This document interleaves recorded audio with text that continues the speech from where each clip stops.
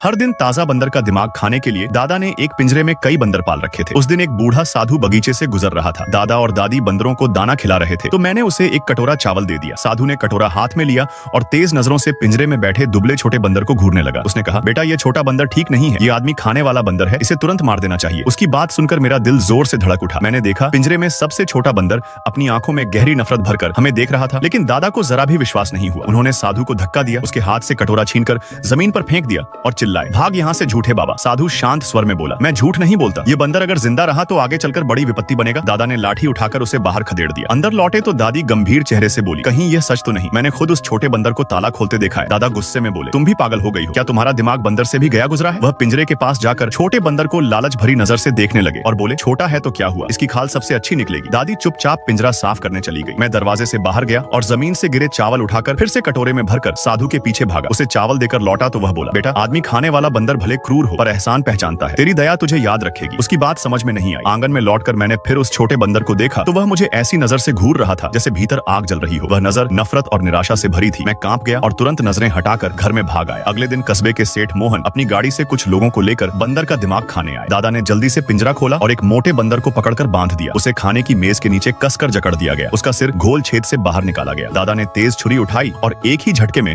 उसकी खोपड़ी खोल दी। फिर चम्मच से दिमाग निकालकर मेहमानों में बांटने लगे। मेहमान तारीफ करने लगे। दादा ने कहा, आप लोग खाइए, मैं बाकी संभालता हूँ। वह बंदर को बाहर ले गए और गर्म पानी में डालकर खाल उतारने लगे। बाकी बंदर यह सब देखकर डर से कांप रहे थे। तभी मैंने देखा वही छोटा बंदर हमें घूर रहा था। उसकी आंखों में जलती हुई नफरत थी। मैंने दादा से कहा, उसकी आंखें इंसान जैसी हैं। दादा ने देखा तो वह झट से पीछे छिप गया। दादा ने डांट कर मुझे भीतर भेज दिया। दोपहर बाद दादा और दादी बंदर की खाल बेचने कस्बे जाने लगे। जाते समय दादा ने कहा, बंदरों पर नजर रखना, अगर कुछ हुआ तो तुझे नहीं छोड़ूंगा। उनके जाते ही गर्मी और सन्नाटे में मुझे नींद आ गई। न जाने कब एक आवाज से मेरी आंख खुली। खिड़की से देखा तो वही छोटा बंदर इंसान की तरह खड़ा था। उसके हाथ में चाबी थी और वह ताला खोल रहा था। मैं सन्न रह गया। मैं बाहर भागा उसे रोकने के लिए। उसने हरी चमकती आंखों से मुझे घूरा जैसे चेतावनी दे रहा हो। उसने पिंजरा खोलकर बाहर